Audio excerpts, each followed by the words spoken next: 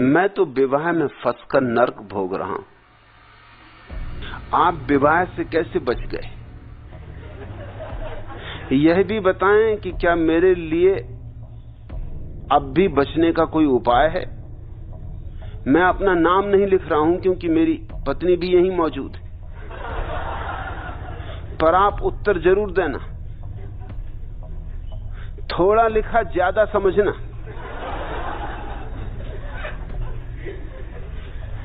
थोड़ा लिखा वह तो ज्यादा समझूंगा, जो नहीं लिखा वह भी समझ लिया। पहली तो बात तुम पूछते हो आप विवाह से कैसे बच गए। अरे जाको राखे साइया, मार सके ना कोई।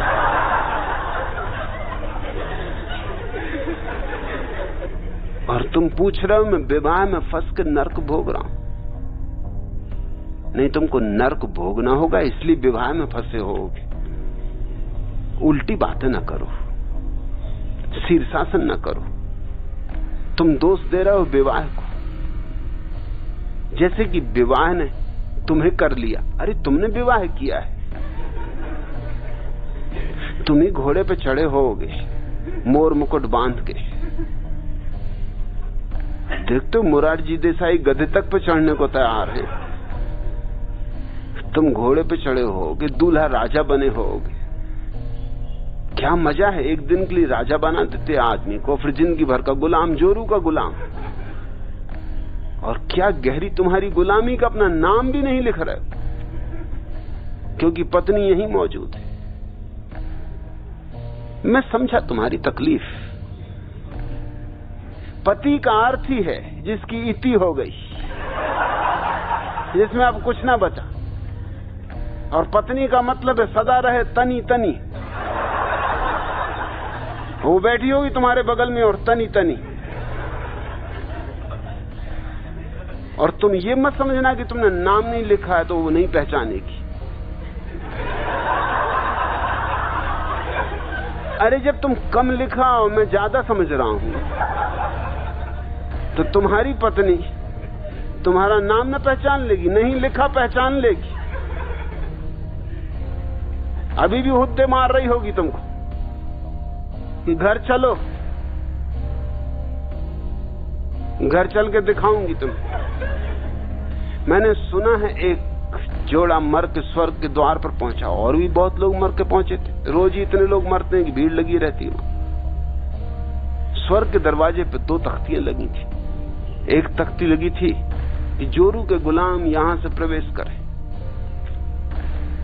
और जो अपनी जोरू के गुलाम नहीं है उनके लिए एक दूसरा दरवाजा था, वो यहां से प्रवेश करें।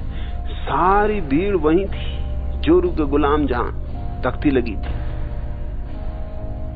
सिर्फ एक आदमी, एक दुबला पतला सा आदमी, शायद तुम ही रहे हो, डरा डरा सा उस दरवाजे पे खड़ा था, अकेले ही, जहां से उनके लिए प्रवेश था, जो जोरू के गुलाम नहीं। जो राजदूत पहरा दे रहा था, रहे होंगे हमारे संत महाराज जैसे।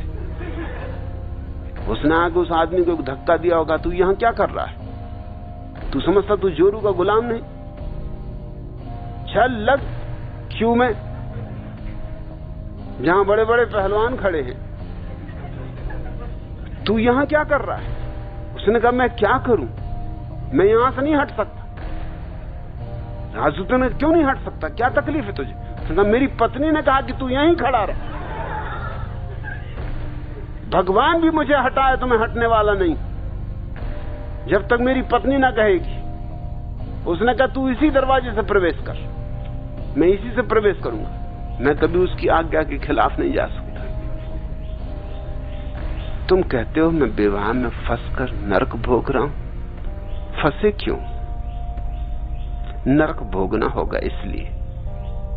और नरक भोग रहे हो क्योंकि भोगना चाहते हो।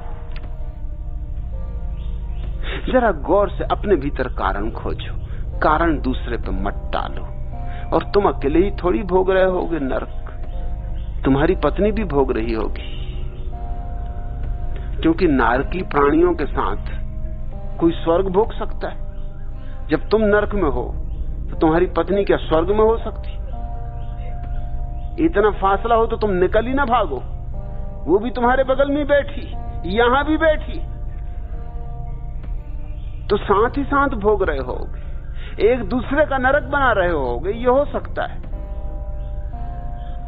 नहीं तो किसी भी क्षण नरक के बाहर हुआ जा सकता है, कोई रोकने वाला नहीं। क्या बेचारी पत्नी की हैसियत हो सकती? पत्नी से पति इतने डरे क्यों होते? डरने का कारण उनके ही भीतर होता है। कारण अपने भीतर खोजने की कोशिश करो और तुम तत्क्षण पहचान लोगे कि कहां अड़चन है। तुम पत्नी के सामने एक रूप प्रकट कर रहे हो अपना, जो तुम्हारा असली रूप नहीं। इससे तुम्हें डर है। झूठ हमेशा डर लाता है, असत्य के साथ भय आएगा ही। सेठ चंदूलाल एक रात सपने में जोर से बोल गए, कमला, प्यारी कमला। और पत्नी का नाम है निर्मला। और पत्नियां तो नींद में भी सोती नहीं, ध्यान तो रखती हैं कि पति क्या सपना देख रहा है। सपने में पता नहीं कुछ गड़बड़ कर रहा हो। कमला, ये कमला कौन? उसने उसी वक्त हिलाया चंदूलाल को कि कौन है ये कमला, ये कलमुही कौन है? नींद में थे, एकदम घबरा भी गए कि अचानक कमला का मामला कहां से आ गया। उन्हें तो पता ही नहीं कि सपने में क्या बर्रा रहे थे। कहा मैं कुछ समझा नहीं कि जरा मुझे हाथ मुंह तो धो लेने, तो बात क्या है, कौन कमला? उसने कहा अभी तुमने नींद में 2 दफे कहा कमला कमला। तब तक उन्होंने अपना हिसाब बिठा लिया था। उन्होंने कहा अरे वो कुछ भी नहीं, एक घोड़ी का नाम है, रेस कोर्स की एक घोड़ी का नाम कमला, उस पर मैंने दांव लगाया है, उसकी याद आ गई होगी। मगर यूं कोई पत्नी को धोखा तो दे नहीं सकता। दोपहर को जब सेठ चंदूलाल दुकान पे बैठे थे, पत्नी का फोन आया कि घर आ जाओ जल्दी, क्योंकि वो घोड़ी तुमसे मिलने आई। और ऐसी घोड़ी मैंने पहले नहीं देखी, बिल्कुल स्त्री जैसी मालूम हो। कहां तक बचोगे? जहां झूठ बोले, जहां असत्य किया, वहां भय आया। सत्य हो तो भय नहीं, सत्य अभय लाता है। तुम भयभीत हो अपनी पत्नी से इतने ज्यादा कि नाम नहीं लिख सकते। ये तो हद हो गई। अरे कच्छ केसरी, अचल गच्छाधिपति, जोरू के गुलाम सूरीश्वर महाराज, कुछ तो अपने को समादर दो, कुछ तो अपनी आत्म प्रतिष्ठा रखो। ऐसे क्या बिल्कुल भीगी बिल्ली बने हो? कारण खोजो, कितना भय क्या है, क्यों इतने डरे हुए हो?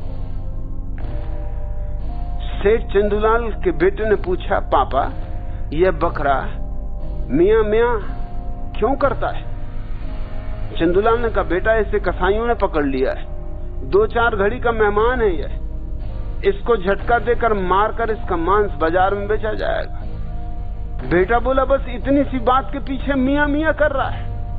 अरे मैं तो समझा कि लोग इसका विवाह करने ले जा रहे हैं।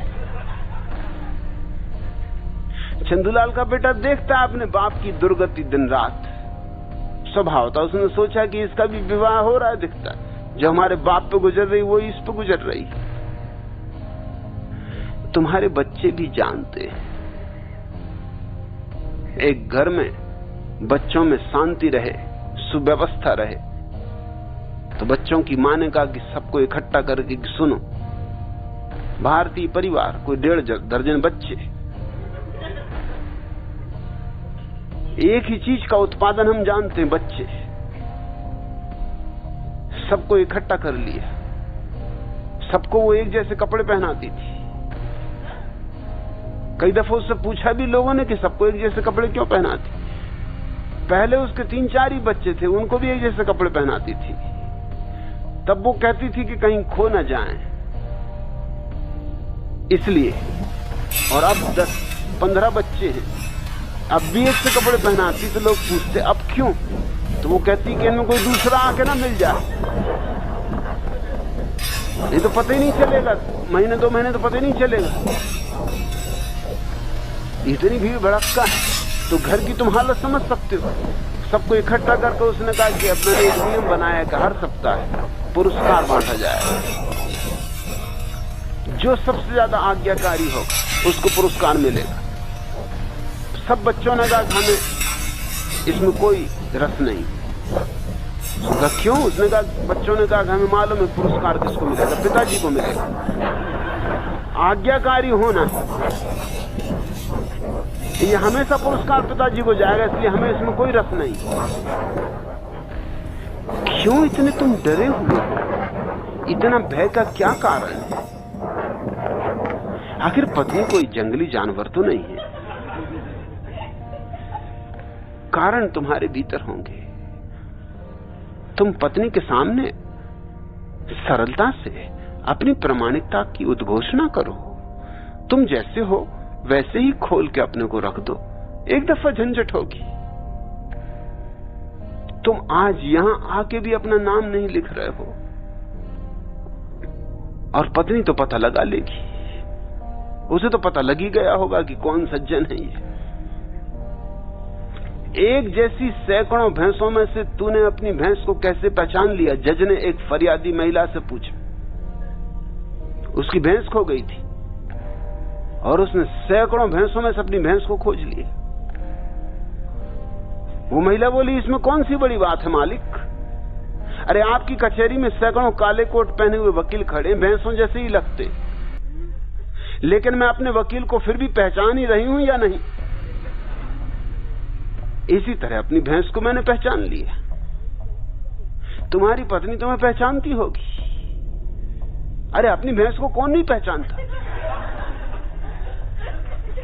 तुम नाम लिख ही देते तो कम से कम ईमानदारी शुरू तो होती। यहीं से ईमानदारी शुरू करो, और नहीं तो बात तो पकड़ी जाएगी। अब तुम चोरी छुपे घर जाओगे, अब तुम डरते हुए कपते हुए घर जाओगे। यही भय का कारण है। हमेशा प्रामाणिक होने से भय के कारण विनष्ट हो जाते।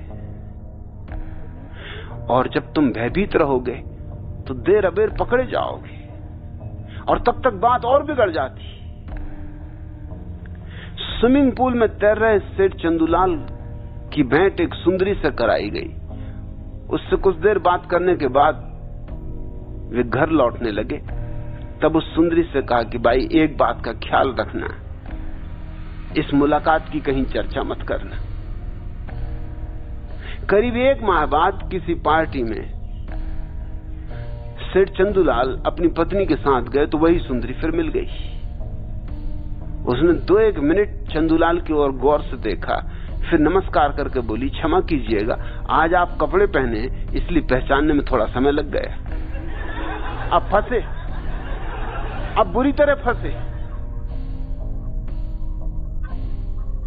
ठीक ही है, देखा होगा स्विमिंग पूल पर नहाते हुए लंगोटी लगाए हुए। अब किसी को लंगोटी लगा देखो, फिर कपड़ों में देखो तो बहुत फर्क पड़ ही जाता है। जैसे महावीर स्वामी तुम्हें मिल जाए पैंट कोट टाई पहने हुए, तो मैं नहीं सोचता एक भी जैन मुनि पहचान पाएगा। सिर्फ मैं पहचान सकूंगा, बाकी कोई नहीं पहचान पाएगा। अब जिनको नंग धड़ंग देखा, अब उनको कैसे पहचानोगे पैंट कोट टाई पहने हुए? मगर फंस गए, अब बुरी तरह फंसे, अब बचाव भी न रहा। अपने भय के कारण खोजो, पत्नी पे मत थोपो। पत्नी का क्या कसूर है? तुम डरते हो इसलिए डरवाती है। एक दफा अपने सब मुखौटे अलग कर दो। अरे बहुत होगा तो बेलन चलाएगी तो वैसे ही चलाती। एक दफा जो होना हो जाए, लेकिन एक दफा अपने सारे ताश के पत्ते सीधे करके रख दो। मगर एक बार निपटारा कर लो। कह दो कि मैं ऐसा आदमी हूं, ये मेरी स्थिति है। अंगीकार हो तो ठीक, ना अंगीकार हो तो ठीक। और मेरी अपनी समझ ये, लाखों स्त्रियों का अध्ययन करने के बाद में ये कह रहा हूं, मेरी अपनी समझ ये कि स्त्रियां अगर उनको धोखा ना दिया जाए तो पुरुषों से बहुत ज्यादा प्रेमपूर्ण है, मगर जो उन्हें धोखा दे रहा हो उसके प्रति उनकी कठोरता गहन हो जाती। स्त्रियां बदला ले रही सदियों का तुमसे। सदियों से आदमी ने स्त्रियों को इस तरह सताया है और कोई उपाय भी नहीं छोड़ा तुमने। सब द्वार दरवाजे बंद कर दिए, उनके लिए कोई स्वतंत्रता नहीं छोड़ी, उनके लिए जीवन का कोई आयाम नहीं छोड़ा। तुम उन्हें कहीं अकेला जाने न दोगे, किसी से मिलने न दोगे, किसी से मैत्री न बनाने दोगे, उनके जीवन में किसी रुचि का विकास न होने दोगे। उनको सब तरह से घर में बंद कर दिया है। अगर उनका क्रोध उबल आता हो और फिर तुम ही मिलते हो और तो कोई है भी नहीं, तो किस पे अपना क्रोध फेंके? तुम ही हो जिम्मेवार उनकी गुलामी के। उनको स्वतंत्रता दो। अपनी पत्नी को तुम वस्तु मत समझो, क्योंकि तुम जिस पत्नी को वस्तु समझोगे वो भी तुम्हें रास्ते पर लगाएगी, वो भी तुम्हें वस्तु बना के बताएगी। कोई भी व्यक्ति, चाहे स्त्री हो चाहे पुरुष, परतंत्र नहीं होना चाहता है, लेकिन पुरुषों ने स्त्रियों को तो परतंत्र बना लिया और खुद चाहते हैं कि स्वतंत्र बने रहें। ये असंभव, ये सौदा नहीं हो सकता। इसका दुष्परिणाम हुआ है। यहां मेरे आश्रम में तो कोई पुरुष सन्यासी किसी स्त्री से डरा हुआ नहीं, कोई कारण नहीं, कोई वजह नहीं। चीजें साफ सुथरी और चीजें साफ सुथरी होनी चाहिए। प्रामाणिक जीवन की यही तो शुरुआत है। तो किसी दिन शायद तुम परम सत्य को भी उपलब्ध हो सको। अगर तुम जीवन के इन छोटे छोटे मामलों में भी असत्य हो तो आशा ही छोड़ दो सत्य की। मुल्ला नसरुद्दीन से मैंने पूछा, नसरुद्दीन, क्या तुम्हारी और तुम्हारी पत्नी की राय कभी एक भी हुई? नसरुद्दीन ने कहा, केवल जीवन में एक बार। जब हमारे घर में आग लगी थी तब हम दोनों ने एक ही साथ आगे के दरवाजे से निकलने की सोची थी। पत्नी के साथ थोड़ी मैत्री बनाओ। लेकिन मैं नहीं देखता किसी पति की अपनी पत्नी से मैत्री हो कि वो अपने हृदय की बातें उससे कहता हो। पति पत्नी बातें करते ही नहीं। असल में पति बात ही करने में डरता है कि कहीं बात में से कोई और बात ना निकल आए। पत्नी को देखा एकदम अखबार पढ़ने लगता, वही अखबार जो 3 दफे दिन भर में पढ़ चुका है, फिर पढ़ने लगता है। जल्दी से रेडियो खोल लेता है। यह बातें भी करता है तो इधर उधर की करता है, जिसमें पत्नी को कोई रस नहीं, जिसमें उसको भी कुछ रस नहीं, सिर्फ समय काटने के लिए बातें करता है। सिर्फ ऐसी बातें करता है जिनमें कोई झगड़े का उपाय ना हो, और वही वही बातें फिर रोज करता है। पत्नी भी ऊब जाती उसकी बकवास सुन सुन के। मैत्री साधो। प्रेम तो दूर की बात है, कम से कम मैत्री तो साधो। और मैत्री सधे तो शायद कभी प्रेम भी सध जाए। कभी पत्नी के साथ बैठ के ताश खेलते हो, कभी पत्नी के साथ बैठ के शतरंज खेलते हो, कभी चौपड़ बिछाते हो, कभी पत्नी के साथ बैठ के गपशप करते हो। कोई संबंध नहीं तुम्हारा मैत्री का। पति और पत्नी के बीच मैत्री असंभव मालूम होती तो फिर दुश्मनी ही बच रहती। फिर बचा क्या? एक ही नाता बच रहा फिर, और वो दुश्मनी का। और तुम कहते हो स्त्री धन है। तुम ऐसी कहावतें बनाए हुए, जर जोरू जमीन, झगड़े के घर 3। तुमने जोरू को भी जमीन और जर के साथ जोड़ दिया।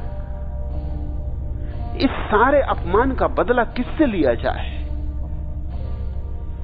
तो ये विस्फोटक स्थिति है।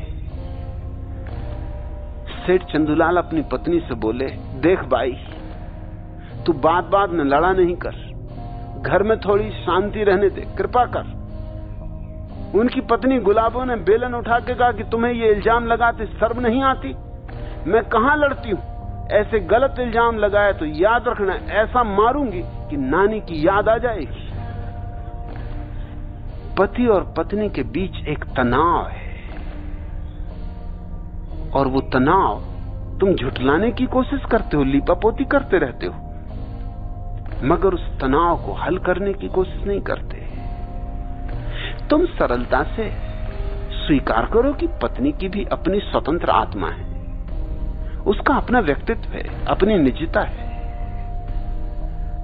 और तब वह भी तुम्हें मौका देगी स्वतंत्र होने का और निज होने का। और स्वतंत्रता के लिए सब कुछ निछावर किया जा सकता है। विवाह कुछ इतनी मूल्यवान चीज नहीं कि उसके लिए तुम्हें अपना जीवन निछावर करना पड़े। और एक बार पत्नी को यह समझ में आ जाए कि तुम स्वतंत्रता को इतना प्रेम करते हो कि अगर विवाह भी खत्म होता हो तो तुम फिक्र ना करोगे, लौट के ना सोचोगे, तो पत्नी पुनर्विचार करेगी पूरी स्थिति पर। लेकिन तुम डरे रहे तो डराए जाओगे। बिल्लू गुरु बैठक खाने में दोस्तों से बात कर रहे थे। उनकी बात सुन रहे उनके बेटे ने भागकर मां को सूचना दी, मां डैडी कह रहे हैं कि पति और गधे में अंतर नहीं होता। क्या वे गधे? मां बोली, बड़ों की बात में अविश्वास नहीं करना चाहिए, वे जो कहते हैं सही कहते। पति पत्नी के बीच एक मैत्री का नाता चाहिए, अन्यथा क्या बच रहता है फिर? पत्नी नौकर हो गई तुम्हारी, खाना बनाए, बच्चों को पाले, दिन भर घर साफ करे, तुम्हारे कपड़े धोए, और फिर उसका शरीर है तुम्हारे लिए, उसका तुम रात उपयोग करो, और बदले में तुम क्या दे रहे हो? तुमने कभी पत्नी बर्तन मल रही हो उसके साथ हाथ बटाया बर्तन मलने में? वो घर साफ कर रही हो तो तुमने कभी कहा कि तू बैठ आराम कर ले, मैं फुर्सत में बैठा हूं, मैं घर साफ किए देता हूं? तुम थोड़ी मैत्री बनाना शुरू करो तो ये भय अपने से विसर्जित हो जाए, और तुम पत्नी को सम्मान दो तो ही सम्मान पा सकते हो। सम्मान के उत्तर में ही सम्मान मिलता है। तुम अपमान कर रहे हो तो अपमान ही पाओगे। पुरुषों की ये दृष्टि है कि स्त्रियां क्या हैं, पैर की जूतियां हैं, कैसे सम्मान पाओगे? और साधारण लोगों की नहीं, तुम्हारे बाबा तुलसीदास जैसे लोगों तक की भी यही बुद्धि है। ढोल गमार शूद्र पशु नारी, सबको ढोल गमार में गिन दिया, पशुओं में गिन दिया, शूद्रों में गिन दिया स्त्रियों को। और कभी बाबा तुलसीदास ने यह भी न सोचा कि उनकी स्त्री के कारण ही उनके जीवन में राम का पदार्पण हुआ। उसी स्त्री को धन्यवाद देना था, उसको धन्यवाद तो कभी नहीं दिया, गाली दी, जैसे बदला लिया। खुद तो कामी और अंधे थे, और इतने अंधे कि पत्नी गई थी मायके तो भरी बरसात की रात में चोरी से पहुंच गए, नदी पार कर लिए, एक मुर्दे को पकड़ के ये सोच के कि लकड़ी का कोई बड़ा भारी झाड़ बहा जा रहा है। ऐसे अंधे रहे होंगे, वासना सदा अंधी होती। फिर घर के पीछे से गए, बाहर से तो जाने का उपाय न था। क्या कहते पत्नी के माँ बाप कि अभी 2 दिन तो उससे आए नहीं हुए और तुम चले आए, और आधी रात, ये कोई वक्त है आने का? कोई खबर भी न की। तो घर के पीछे से, बरसात के दिन थे, एक सांप लटक रहा था छज्जे से, उसको पकड़ के चढ़ गए। वासना तो बिल्कुल अंधी है, वो समझे कि रस्सी लटक रही, होश ही कहां था। पत्नी ने जब ये सब देखा, ऊपर जब पहुंचे तो उसने कहा कि ये तुम क्या करते हो? अगर इतना प्रेम तुम्हारे मन में परमात्मा के प्रति होता तो तुम परमात्मा को पा लेते। और ये अंधापन, ये मोह से आविष्ट दशा सुंदर तो नहीं। इसी चोट को खा के तुलसीदास के जीवन में परिवर्तन आया। धन्यवाद देना था, रामचरितमानस को इसी स्त्री को समर्पित करना था, मगर समर्पण की तो बात दूर, स्त्रियों की गिनती शूद्रों में, ढोल में, गमारों में। और ढोल को क्यों जोड़ दिया इसमें? इसलिए जोड़ दिया कि ढोल को मारो तो ही बजता है, ये सब ताड़न के अधिकारी, इनका एक ही अधिकार है कि इनको सताओ, तो ही जैसे ढोल बजता है मारने से, ऐसे ही स्त्री के जीवन में तुम्हारे प्रति आदर होगा। अगर सताओगे तो सम्मान होगा। यह तो बिल्कुल ही मूढ़तापूर्ण बात है। स्त्री को सम्मान दो, आदर दो। तुमने बहुत अपमान किया है, तुमने ही नहीं, तुम्हारे तथाकथित महात्माओं ने बहुत अपमान किया है। स्त्री को नरक का द्वार कहा है। स्त्री की जितनी गर्हित आलोचना हो सकती है की है। स्वभाव था ये सब स्त्री के भीतर इकट्ठा हो गया है। ये उस जगह आ गया है जहां विस्फोट होता है। और अगर हमें एक बेहतर मनुष्य जाति को जन्म देना हो तो इस कूड़े कचरे को साफ कर देना चाहिए। स्त्री को सम्मान दो, वो तुम्हारी कोई गुलाम नहीं है। अगर तुमने उसे गुलाम बनाया तो वो तुम्हें गुलाम बना के रहेगी, और तुमने अगर उसे भी स्वतंत्रता दी तो तुम्हें भी स्वतंत्रता मिल सकती है। लेकिन अच्छा हुआ यहां आ गए, शायद कुछ हो जाए। मेरी बातों को धैर्यपूर्वक समझने की कोशिश करना, और पहला काम तो ये करना, जाके पत्नी को कह देना कि मैंने ही प्रश्न पूछा था। इसी से शुरुआत होगी। साफ उससे कह देना कि मैंने ही प्रश्न पूछा था और ये मेरी ही भ्रांतियां और मेरे ही भय आधारभूत। अपने हृदय को खोल कर रख देना निष्कपट। जब भी आ गए भला, देर से आए तो भी भला। सुबह का भूला सांझ भी घर आ जाए तो भी भूला नहीं कहा था। देर लगी आने में तुमको, देर लगी आने में तुमको, शुक्र है फिर भी आए तो। देर लगी आने में तुमको, शुक्र है फिर भी आए तो।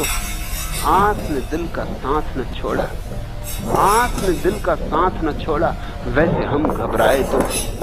आस ने दिल का साथ न छोड़ा, वैसे हम घबराए तो। देर लगी आने में तुमको। सफक धनक महताब घटाएं, सफक धनक महताब घटाएं, तारे नभ में बिजली फूल। इस दामन में क्या क्या कुछ, दामन हाथ में आए तो। सफक धनक महताब घटाएं, तारे नभ में बिजली फूल। इस दामन में क्या क्या कुछ, दामन हाथ में आए तो। देर लगी आने में तुमको। झूठ है सब तारीख हमेशा अपने को दोहराती है। झूठ है सब तारीख हमेशा अपने को दोहराती है। अच्छा मेरा ख्वाब जवानी थोड़ा सा दोहराए तो। अच्छा मेरा ख्वाब जवानी थोड़ा सा दोहराए तो। देर लगी आने में तुमको। चाहत के बदले में हम तो बेच दें अपनी मर्जी भी। चाहत के बदले में हम तो बेच दें अपनी मर्जी भी। कोई मिले तो दिल का गाहक, कोई हमें अपनाए तो। कोई मिले तो दिल का गाहक, कोई हमें अपनाए तो। चाहत के बदले में हम तो बेच दें अपनी मर्जी भी।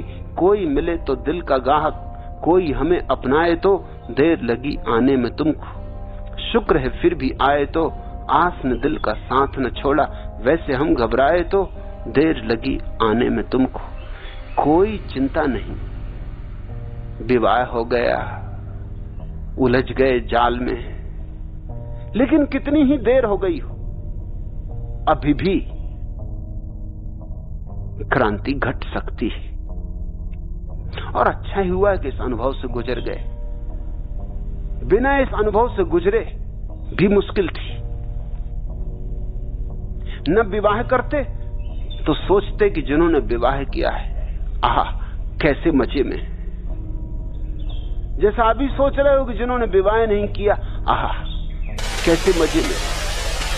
जो मिल जाता है उससे आदमी तृप्त हो जाता, और जो नहीं मिलता उसमें आशा लगी रहती। अच्छे हुआ कि एक झंझट से मिट गए, एक उपद्रव मन से शांत हो गया। ये तो अकल आ गई। इतनी अकल विवाह ला दिया, यही कोई कम बात। इतना होश आ गया कि फंस गए, नरक में पड़ गए, मगर अपने हाथ से पड़े तो बाहर निकल सकते हो। ये अनुभव कीमती हो सकता है। और जिस स्त्री को तुमने अपनी पत्नी बनाया है, खुद भी निकलो, उसे भी निकालो। इतना तो कर्तव्य है ही। जैसे तुम नरक में गिरे हो और उसे भी गिराया है, ऐसे ही तुम भी निकलो और उसे भी निकालो। और मैं कहता हूं कि तुम अगर निकलो तो वह भी निकल आएगी। मैंने सदा अनुभव किया है कि स्त्रियों के पास ज्यादा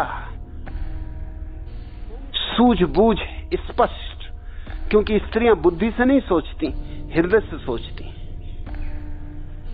तर्क से नहीं सोचती, लेकिन उनका प्रेम पर्याप्त है उनको अंतर्दृष्टि देने में। अगर वो देखेगी तुम्हारा उज्जवल रूप, तुम्हारा ध्यानस्थ रूप, तुम्हारा उठता हुआ प्रकाश, तुम्हारा खिलता हुआ फूल, तो तुमसे पीछे नहीं रह जाएगी, तुमसे आगे भी जा सकती है।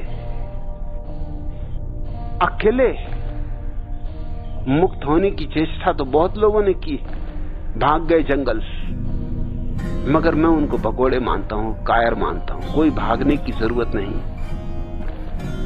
जहां हो वहीं मुक्ति भी हो और वहीं दूसरों को भी मुक्ति देने का उपाय करो, और तुम्हारे मुक्त होने से उनके लिए भी मार्ग खुलेगा। मगर तुम अगर डरे, तुम अगर भयभीत रहे, तो तुम खुद भी बंधन में रहोगे और तुम दूसरे को भी बंधन में रखोगे।